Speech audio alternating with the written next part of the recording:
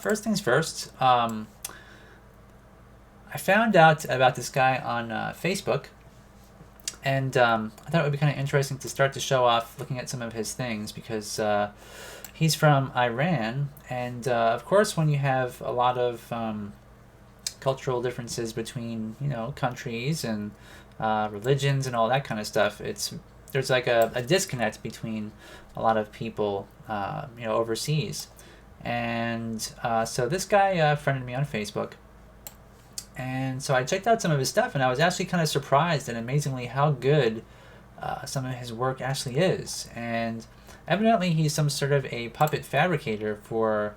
I don't know if he's working for a studio or if this is like for a personal project or something like that. Let's make sure my audio is working. Okay, it is. Um, but check out some of these heads that he made. So he's got these little heads, evidently for like a little puppet army.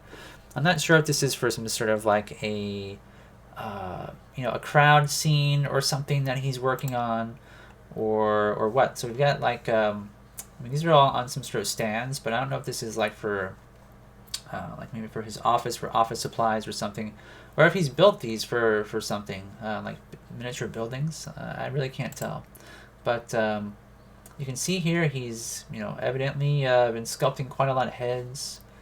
You saw them painted up. And so here he's made all these armatures, and it appears that he's used copper wire. So I don't know how hard it is to find aluminum wire in Iran. Maybe it's a little bit difficult, but so some people I know in a lot of countries where it is hard to find will use copper because it's readily available for electrical and um, wiring a piece, your house or whatever, wherever you live. So then he's got what appears to be some sort of perhaps epoxy or polymer clay that he's applied to the armature. And so you can see here, they're all lined up. They're all the same size, or almost the same size. I don't know if that's by design or what have you, but so here's a small head. Now, I would like to think that this is probably cast. I see some air bubbles in there. It's also got a like a sprue as well going to it. So now the fingers he's made, again, I don't know if this is aluminum, like I said, aluminum wire, which is hard to find, or steel wire or copper wire. These are covered up with some sort of maybe liquid latex. I'm taking a guess here. He didn't have a description, and it's very hard to understand the translations. With Facebook, it doesn't really do a good job of translating things, obviously. And sometimes, for example, we can click on the C translation here. It says, "Sorry, of course, I don't doubt your wonderful work, but I hope this cow doesn't have a close view because the texture." So evidently, the texture, he's saying, one of his friends, is not super nice. But there's no description here of what this is for or anything like that. But it's not necessarily a bad job. I think that these are close to the same quality you would see on something like MTV Celebrity Deathmatch, which used, I think, similar techniques. They didn't use copper wire, but they did use a lot of aluminum and propoxy and all that kind of stuff. So very similar, just different materials. And so here's also another look at some of his creations, and we've got this sort of thuggish guy, maybe a punk rocker or something. I'm not really sure. And he's got these replacement mouths, and I mean the quality's great, right? I mean it looks really good. We've also got this little monkey he created, and it looks like he used some sort of maybe faux fur, or I'm not really sure like what he would have used to do that. It's not flocking. Could have been like cotton or wool or something. Um, Probably not, though. I mean, it doesn't really look like it looks synthetic, but then here he's got some sculptures of arms based on some designs, and evidently this is like a soldier. There's like an M16 over here, and we've got some rolled up sleeves. So here we are back again to the monkey. You can see the replacement mouths, sort of like Monkey Bone in a lot of ways with their replacement faces that Henry Sell created. Hey, Hoser Lou and Randy and Weebeast, welcome back. So here he is with a mouth closed. It's pretty awesome.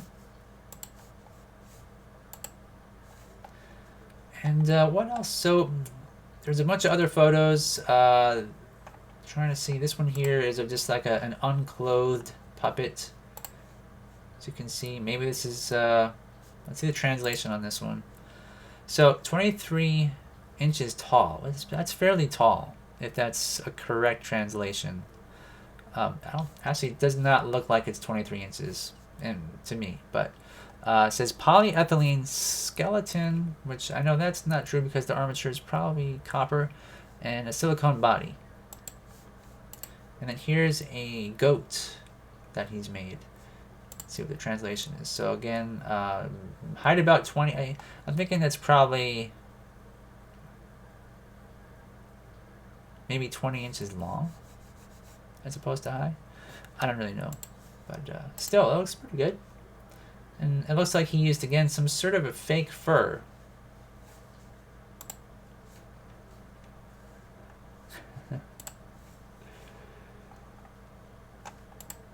So hopefully you guys are having a good week.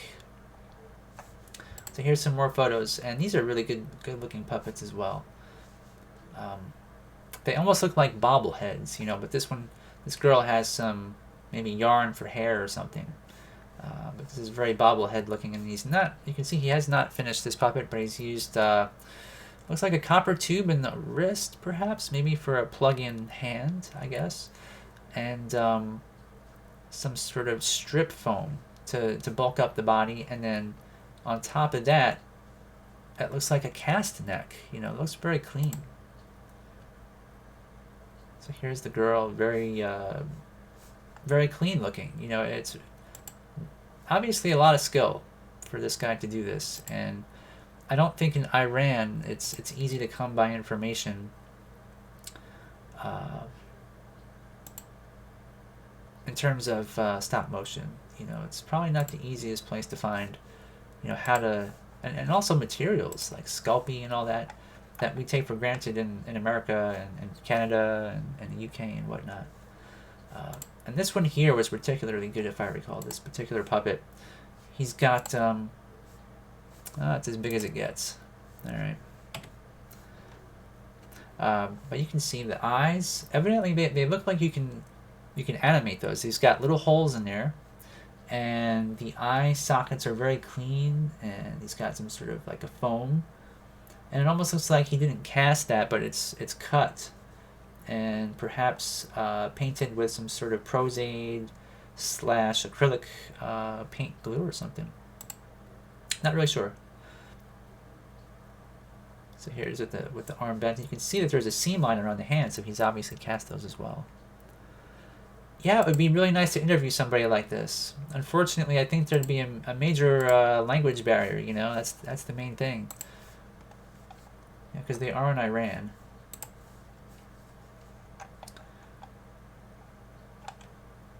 And then this here is like Postman Pat from.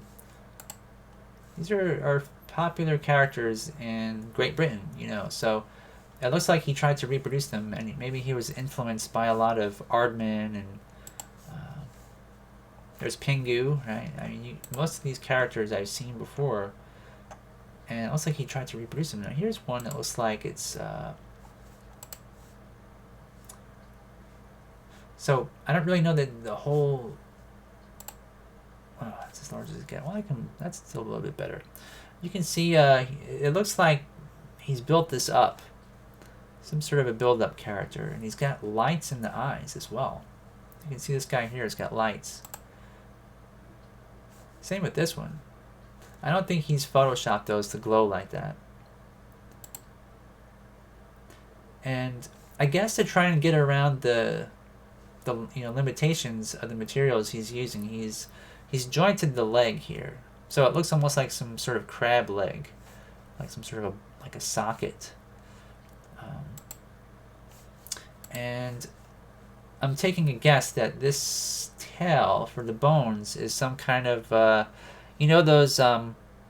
those tubes that they use for machinists where it's hollow and you can bend it and there's fluid that can flow through there, usually for cooling fluid on cutting machines, like CNC machines. It seems like that's what's in the tail, judging just by the contours. So this is, I think, very large. I mean, it looks almost like these are either tie downs or nails in the back.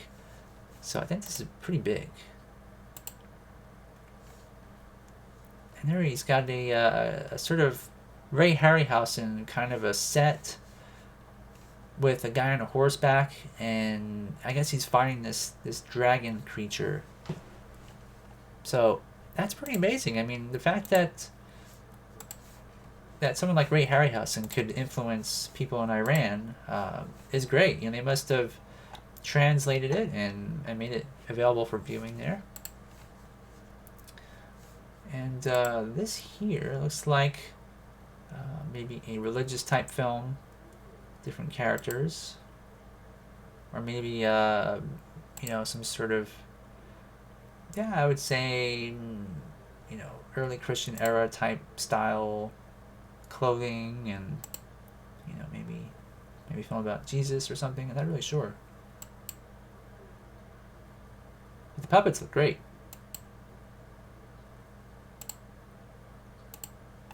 So anyways, I don't really know what else to say about this. What time is it? 8:12. I don't want to spend too much time on it, but I just wanted to share and show you guys, what is going on out there, even in places like Iran. And a lot of great sculpting, a lot of great ideas and puppets and sets and all that. So pretty nice. So moving along, Hoserlu posted this news article about the new film called Missing Link, which is going to be coming out, I imagine, within the next 2 years from Leica. And if you guys want to watch the full video, you can either click the image or obviously click the link here, which is on the article. I can't show it. I can't really show a lot of videos because YouTube will give me a oh, lost audio? Is it not working? All right, let me see here. Oops. Let's make sure everybody can hear me.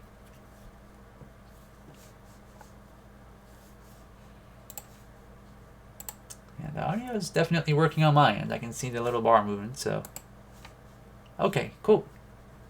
Sorry about that, Randy. Well, if he can't hear me, I guess he can't hear me say that, but. Alright. Hopefully he'll refresh his page. So, moving forward, now, we talked about VR and stop motion the last couple of weeks. And hey, Anamatast, welcome to the show. Welcome back.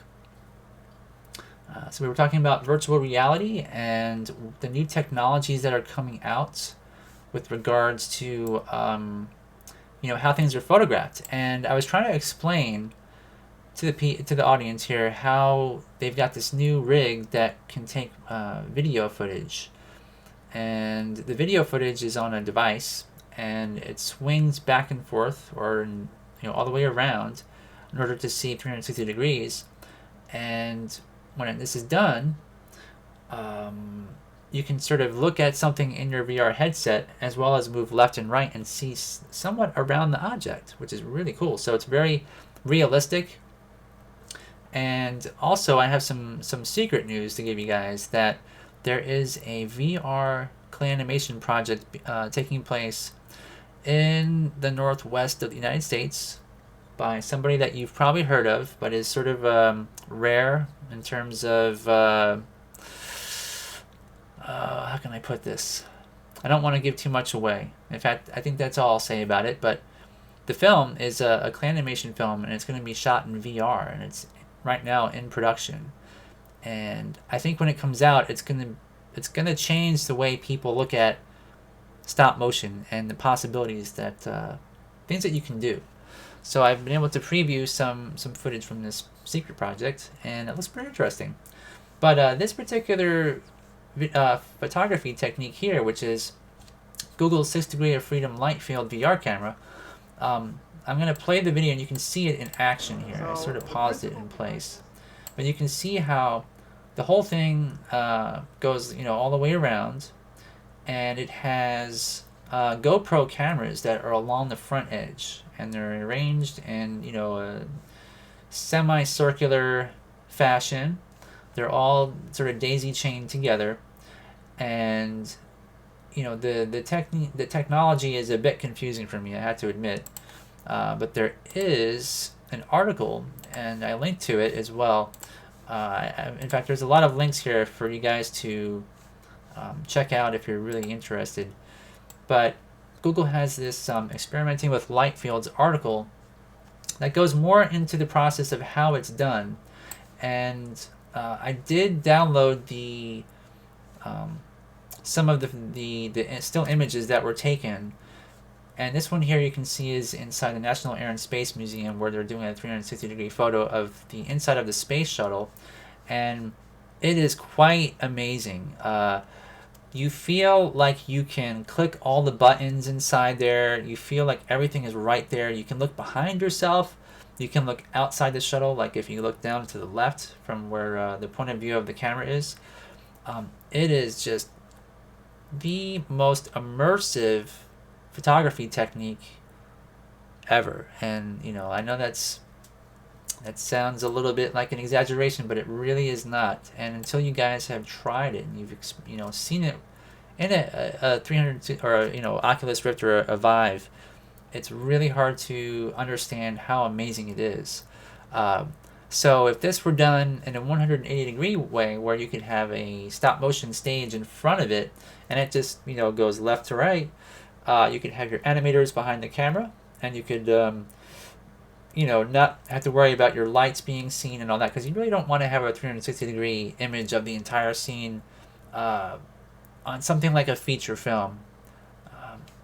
And I'm not really sure that even if this technology matures, that it's something that people will be able to see on a mass scale. So I think it's going to be more or less a niche thing, but it is just really cool. And so there's consumer grade VR cameras coming out now, like the QCam, which we talked about, which I'll bring up here. And the price has dropped a little bit. This is the $419, I don't know if it's on sale or what, but they did drop it down from $426. So the prices are coming down. It's becoming more accessible. This particular one does 360-degree and 180-degree captures. So this is a camera I do plan to buy, once I can, save up enough money for it. And I do plan to try experimenting with stop motion with it, because I think it's going to be so... it's a game changer for sure. I really believe that. All right. So anyways, let's move on. If you guys are interested in this, you can, of course, go on our site, click on the World News section, scroll down a little bit, and check it out. Okay. So let's get rid of this. And bring up Photoshop once again. Okay, so what we need to do tonight, I'm going to clean up these two images. And I imagine this is going to be pretty easy to do tonight. Of course, the last time we did this, I had images where the green was not very,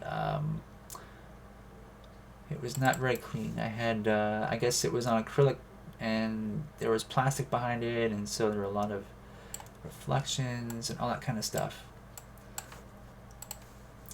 Now, I have had a discussion with one person about Photoshop and all this kind of stuff, and I've come to believe that sometimes when you do things slowly, when you do it right, you'll be much happier. And there's really no shortcuts to this that I know of that look clean. But I guess that's probably debatable. But I am going to try to clean this up as best as I can. So I'm going to zoom in here and see how much of the green is removed. Let's see. So let me try 40.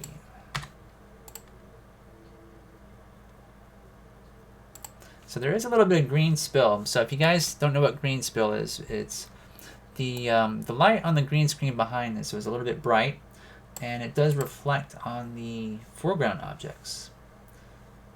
But this actually looks pretty good already. So let me I might not take a lot of work to do this. That's okay. That's actually good. So looking around, everything looks pretty good.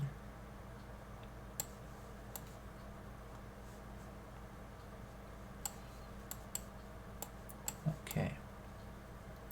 So the thing with all these little boards now is that there's going to be a scene where, let's clear that out. All right. So I'm going to have to erase a little bit, some little bit parts here. But actually, you know what? Let's go backwards in time here. So let's delete this.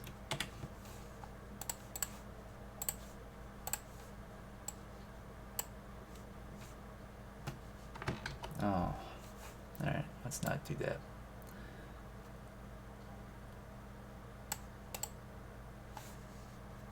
Let's do this instead. Going to try. Let's just try like a 90 tolerance. See what this does. This will work. This kind of cuts into the edges just slightly.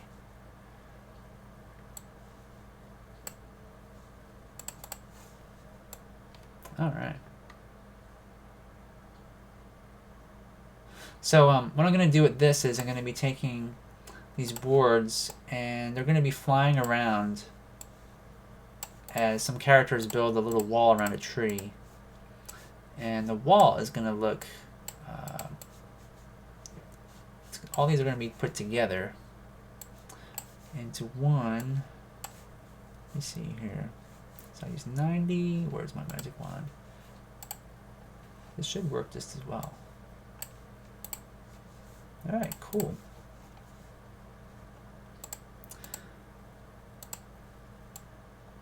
Hey, Janet, welcome back. Yeah, you would definitely love Jason if you were able to get a, you know, like a Rift or a Vive. In fact, I've been talking to a lot of people about their experiences with both because the Oculus Rift is different than the Vive, and one of the things about it is that there are different features, you know, to each. And some people that have the Vive are unhappy with it. And they've been giving me a lot of reasons for that, which, you know, I haven't experienced it myself. But if I were to poll, you know, if there was like a poll out there, they would probably say, you know, stick with the Oculus. It's a lot better.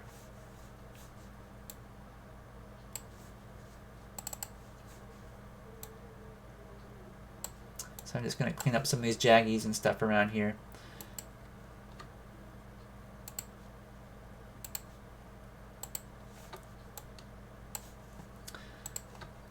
Yeah, so what do you guys think? I mean, do you think that there's a future with virtual reality with stop motion? I mean, it could be just kind of gimmicky. Like, I think there's a lot of films, like, of course, Kubo and Box Trolls, they all make them in 3D because I guess they can expand their revenue, right? Because you have a 3D theater, you can charge a lot more for that than just traditional 2D. So people were saying that 3D is kind of gimmicky and will never work, and nobody will ever really care about it. And I'm thinking, you know, there's still 3D theaters out there. I mean, there's still like the IMAX theaters and places like that that really cater to that sort of thing. And I noticed that there are also a lot of what they call VR arcades out there. So people are starting to really, you know, once they see VR, they're like, wow, this is the most amazing thing ever. And where can I get one, right? So it's really catching on. And from what I can understand, Oculus and, well, Vive is not doing so well, but Oculus has been doing really, really well. And the trend is that it's getting, you know, more and more sales, more and more people engaged, a lot more developers making games for it, and also camera technology, which is geared towards using the Vive and the Rift and all the other headsets that are coming out there that are standalone. there's a lot more of that coming out as well. So, to me, it just seems like whoever is the first to really make a groundbreaking virtual reality animated film with puppets and being able to sort of see from the perspective of the stop motion animator in terms of scale, in terms of feeling like they're really with the puppet that you've animated, and almost can interact with it and look around it and stuff. To me, that is just really exciting. And I say that as somebody who has seen that done in CGI. I think a while back I made mention that there's a film called Allumette, which it's all computerized, it's CGI, but it's the same sort of concept where somebody made these what would be simple, essentially the same as the stop motion set. Oh, what's going on with my Photoshop here? I don't know what's going on there. But Allumette is a film where you can see the character, you can see them before you, and the CG sets are similar to what stop motion sets would be.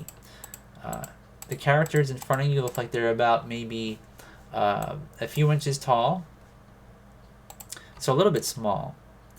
And when they move around, they feel like you can, like I say, there's this 3D element and a spaciousness to the sets that you can see that... Why is Photoshop doing this? Alrighty.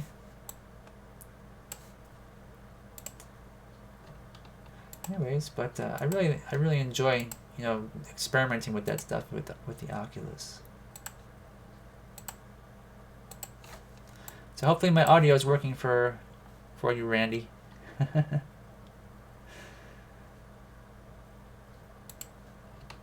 Hopefully we didn't lose Randy.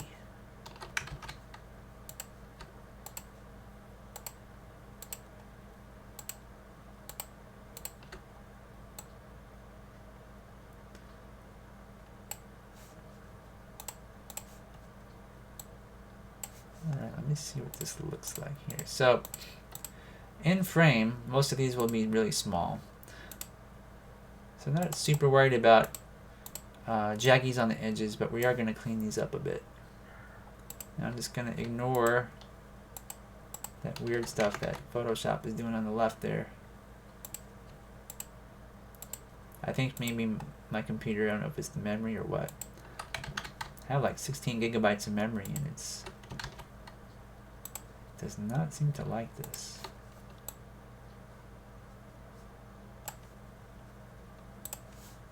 Alright. Oh, this at least fixes it. For the most part.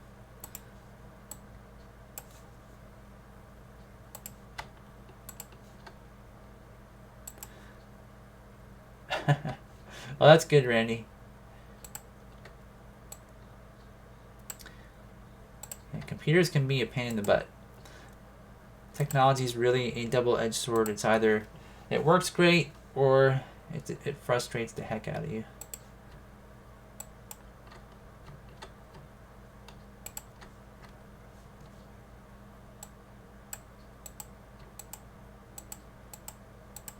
Usually it's the latter. I use ZBrush a lot, and I do like it.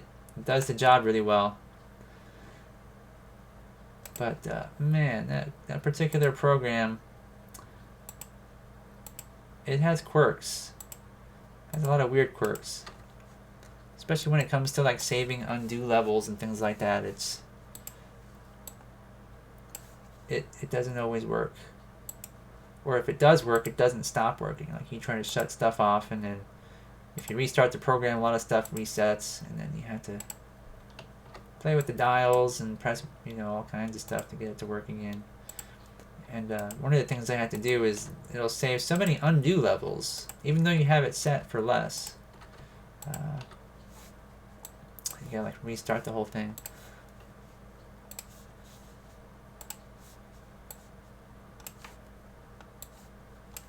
Okay.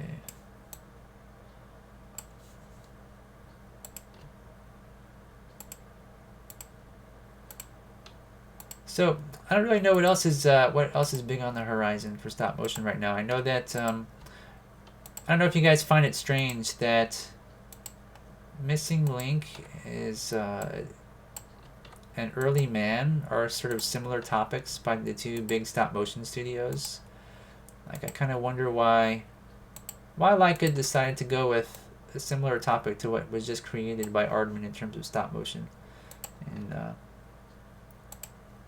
I was kind of mentioning that to Hoserlu, like I wonder if there's any sort of connection to that, or if it's just coincidence.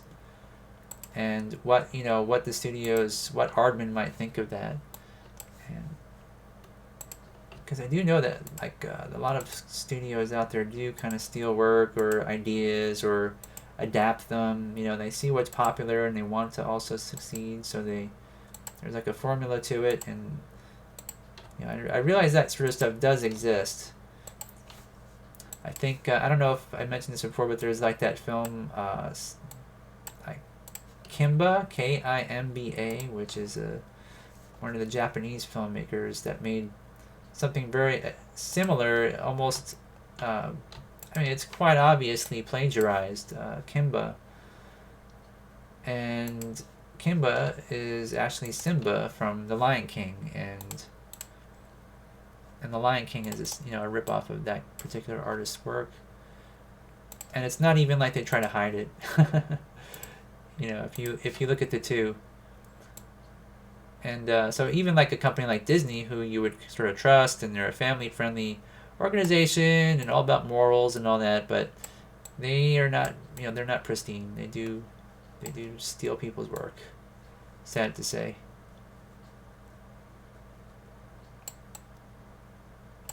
I think this looks pretty good now. So let's see here. So Janet says, you hear that Bob Iger says that Star Wars will slow down? I didn't hear that, but it kind of makes sense. I think the last film, Solo, was an indicator of what the general audience thinks of it. I think that there's just like so many Star Wars films that were coming out, and films that they were talking about, and films that, like, there was supposed to be an Obi-Wan film, and then there's maybe a Yoda film, and that kind of thing, right? So it's just oversaturated. I think that's why. When there was a pause and a long time between Star Wars films, people get kind of excited about it, and they're like, oh, I can't wait for it to come out, and it's been so long, and when's there going to be another film? I want more. Right? So it's kind of like if you have a cookie jar, and so you're not allowed to have all the cookies, and then you're like, well, I think I'm going to eat all those cookies now. And then by the time you're at the 30th cookie, you're just like, I can't have another cookie. So I think that's just where Star Wars is right now.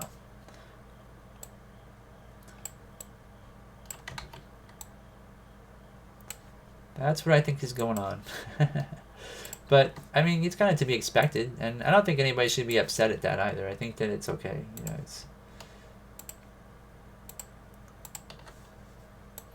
mean, all they need to do really is to make sure that their writing is good, and that's the main thing. Like, I think the writing has to be good. If it's not good, people will become disappointed as well. And I think The Last Jedi was an example of people not really agreeing with it. Like, I've talked to people that say that The Last Jedi was really good, and that it's like Luke. It makes sense that he was the way he was, and I'm sort of on the fence with that. I'm kind of thinking that like Luke wouldn't have acted that way or repeated the same mistakes, which he did in previous films. So I'm gonna save this. Bad apples. And let me see here. I think it was in here. PSD. Let's go. Wood fence 1. All right. So this will be what I'll do when I'm before I put this into Moho, is I'll put these all in layers. I'll cut all these out, and so these are, separated. I can copy and paste these or drag and drop parts into another document, and that way we can animate each individual board in Moho. But I think these are pretty good. Now, actually, you know what? There was one thing. Here it is. There's one thing I wanted to fix first before I do. I have to resave it. There's a few stray pixels, so I'm just going to kind of cover that up a bit. There we go.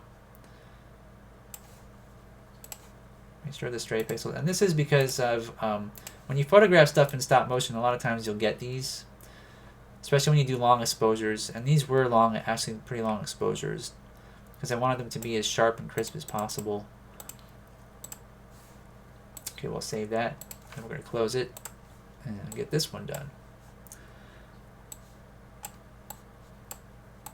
Okay.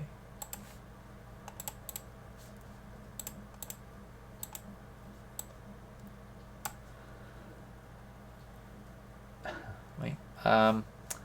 Movies was worse and worse. Oh. Do you think that, Janet, that the movies got worse over time? And Hoserloo says diminishing returns on the Star Wars movies and cookies. Yeah, that's a good point. All their merchandise and all was kind of, whoops, wrong one, Mark. All their merchandise was not doing super good for a while. And, they were pretty overpriced. I know that Toys R Us really banked, was hoping that they would sell a lot of Star Wars stuff. And the prices of their Star Wars toys were really expensive. Like, if you went to Toys R Us before they were shut down and looked at the prices, it was like, $10 for an action figure, and, for a little spaceship, $50.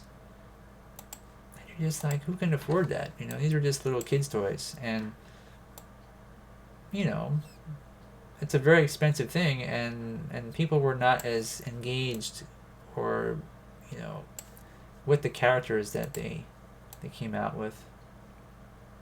They didn't feel like a closeness with them, or they couldn't relate to them so much, I think.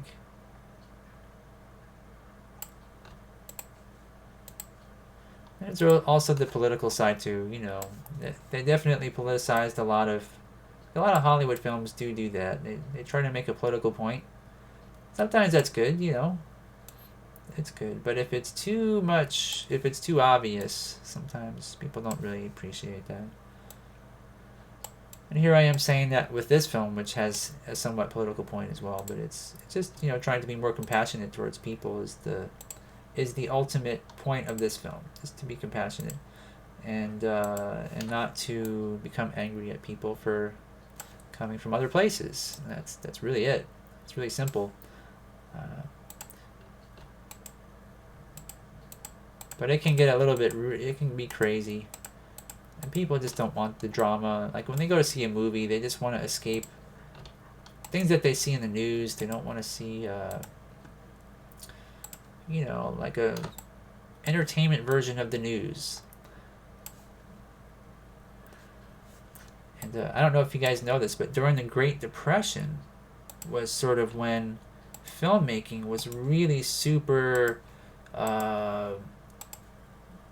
inflated in terms of movie sales, in terms of merchandising, in terms of there was a lot of celebrity gossip and a lot of, like, I think today we have that TMZ, where it's like this paparazzi are following everybody around, and like, what did Kim Kardashian do, and all that kind of stuff. Well, that kind of started during the Great Depression, because people were trying to escape their troubles by going to see films. And like, now, the economy is really good, so believe it or not, there's a correlation between movie ticket sales and how well things are going in general in people's lives. So the worse it gets, the more people are looking to get away from whatever is going on, either in their hometowns or nationally, or if they are not doing well financially, or they just lost their job. They're like, what am I gonna do? I'm bored. Let's go watch some movies.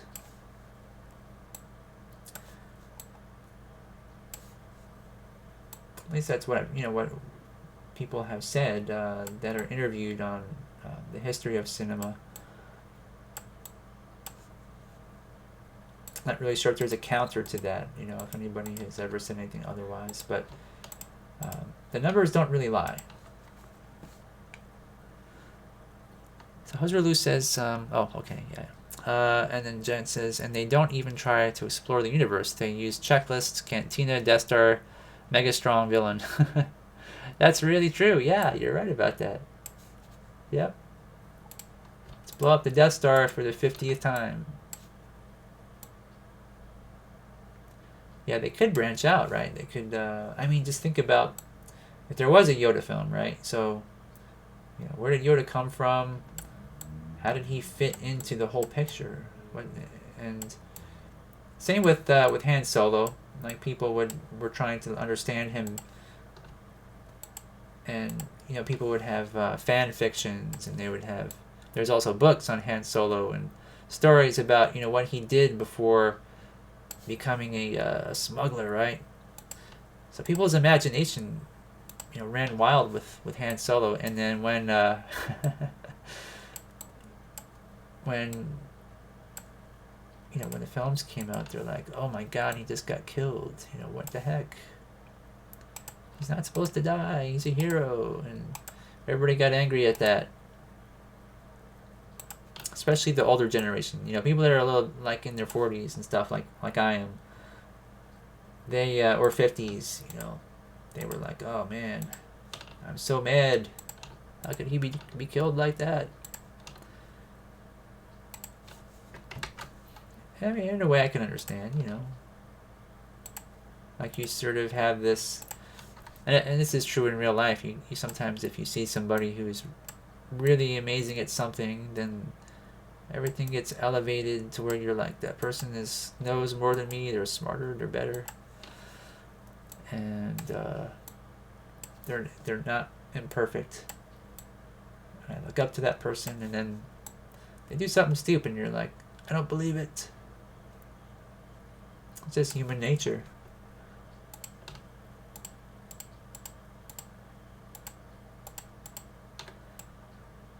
And there's a lot of human, understanding how the mind works and all that.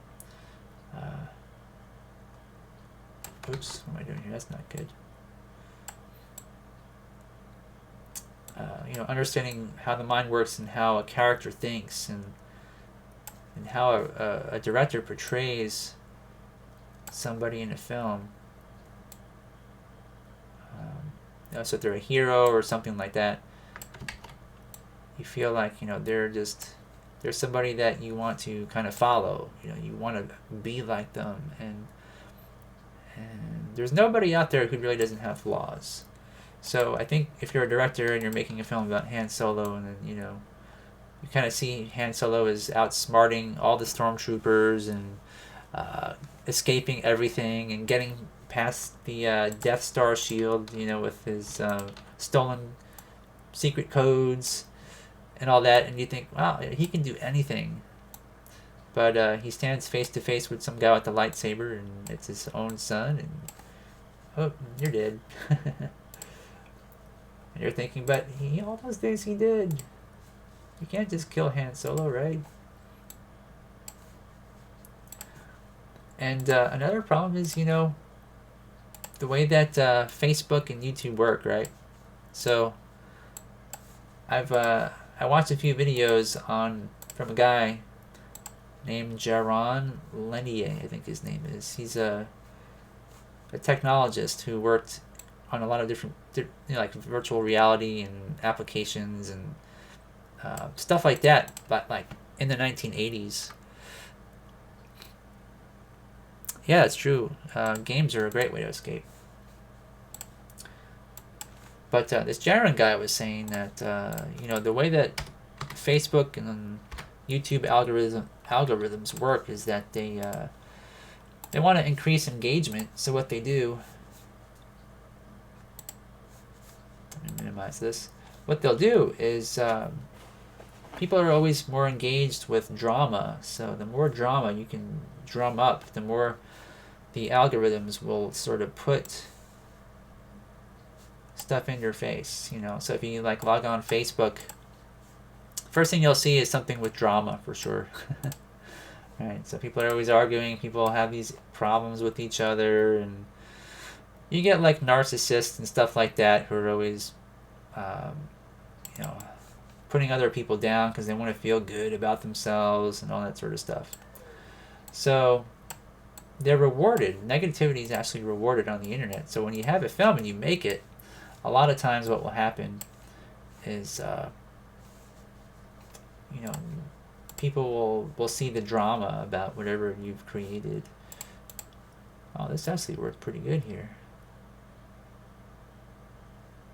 Wow. Might not have a lot of work to do on this one. Let's clear this. Wow. This is like perfect. Alright, well that one's done. Okay. One click. Alright, so it's King. Let's call it King for now. See if I can do that with any others on here. But so if you make a film and you put it out there, if you get a lot of attention, you know, you're going to attract a lot of idiots for the most part. And it's kind of, like I say, the way that things work. All right, let's try this one here. I really can't wait to start animating this stuff, but I do want to take my time and make sure all these are nice and clean and look good. And there was something that I realized, that there's this crow that I made, right, for this this film, and this isn't perfect. That's all right. Let me clear this. And I still got to make some eyelids for him. I realized that I didn't make eyelids for him.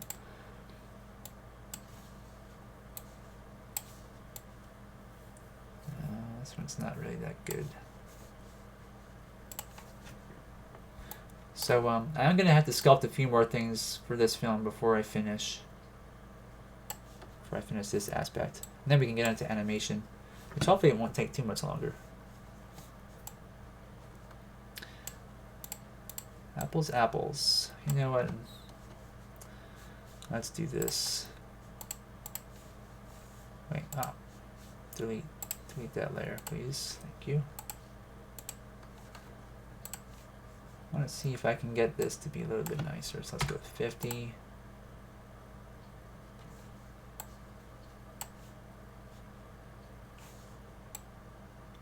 That actually is a bit better, but then this one here got completely destroyed.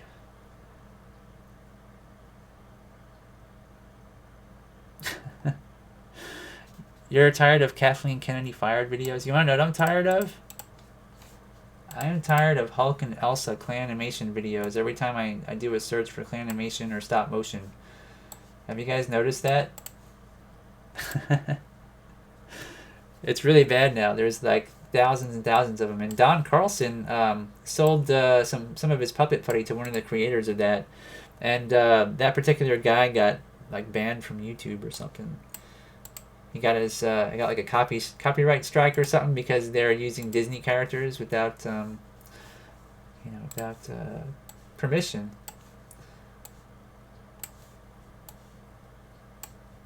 I'm gonna have to separate this ball from everything else here. Anyways, I think this is gonna work pretty good. There's one or two things I can see here that I don't really like, but like I said, I don't care about the ball, but the apple looks pretty clean. Alright, so let's save this one as apples and tops. So now we'll try to clean this up. I don't think it's going to be possible because the green is too close to the green of the ball. So let me go like 20% or 10. Huh. Well, it sort of works. I can clean it up with the eraser tool. That's all I gotta do.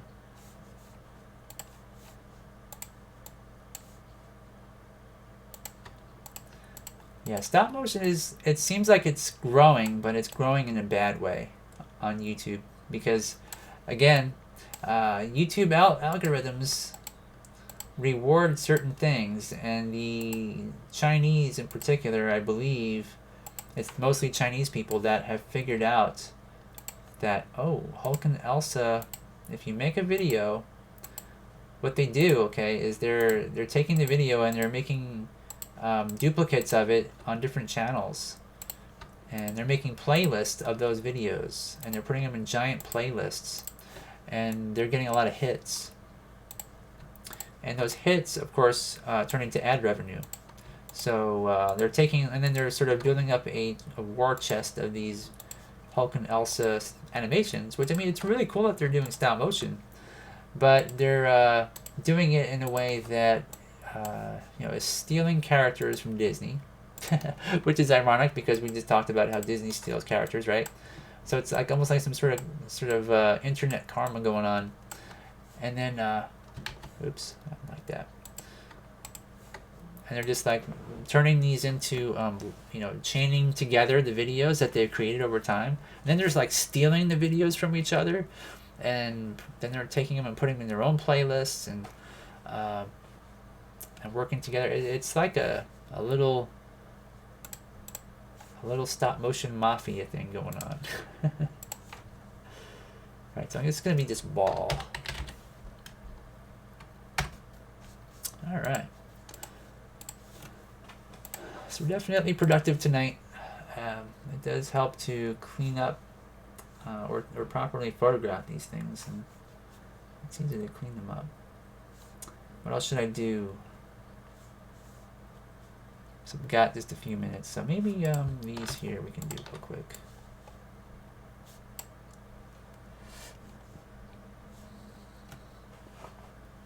Okay.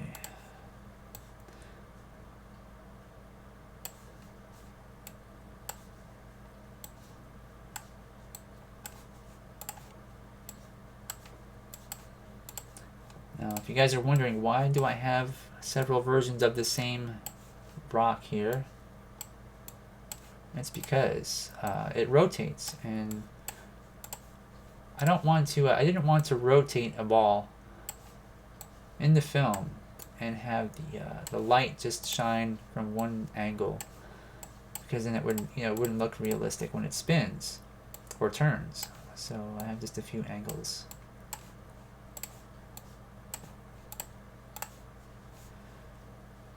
Alright, so let's see what this does. So we'll readjust our tolerance to, let's just try 50%. And that was pretty good. Pretty darn good. This one here is done. Save as, let's go with Rock 1.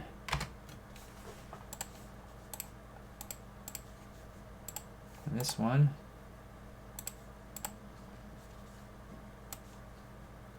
So you see the tolerance level up here, you can see how the line kind of comes in slightly past the edge. So any green spill there is taken care of. It's not perfect, and we can also adjust the colors of this if we need to. This one here, let's just go like this, clear, and then same with this, clear.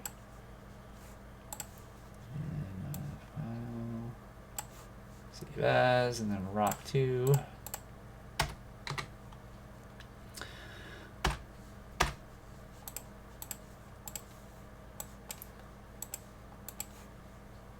Oh, yeah, wait, what am I doing here?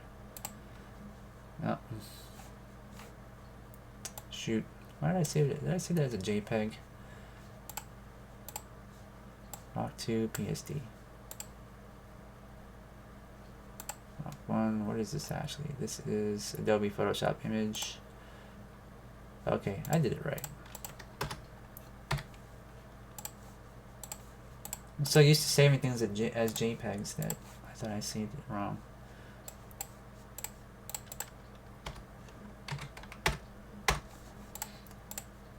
So I'm going to double check these though. Let me see.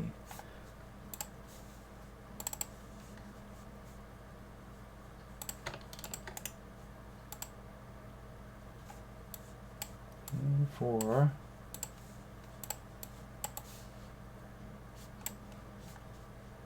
PSD. Okay, it is PSDs. Oof. Alright. Hey, Ivy. You're welcome. I'm glad that you enjoy it. I do get some haters, but you know, that's life, right? So let's see, what else now? So there are a lot more complicated things to do here. Let's see what this one is. It's too small for me to see.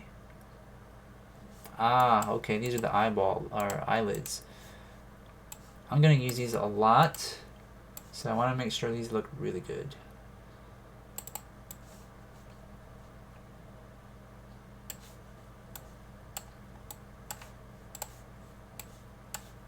And again, when I'm probably gonna alter these slightly,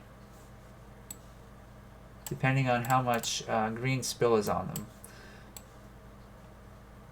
And so, like for example, you can see like a green line around these. If I repaste it in there,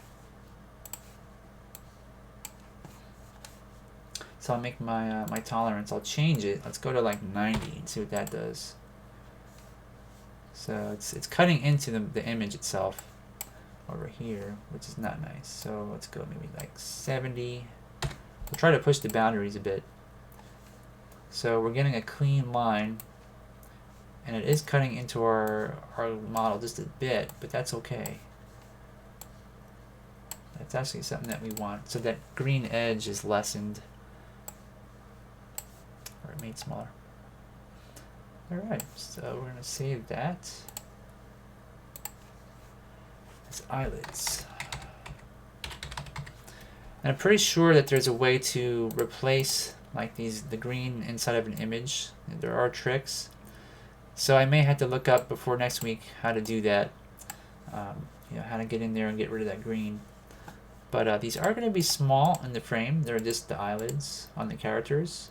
So I have a feeling we won't actually even see that, because when it's shrunk down, the pixels will just, you know, kind of disappear. Well, not that much. Not that much, but maybe something like this. You know.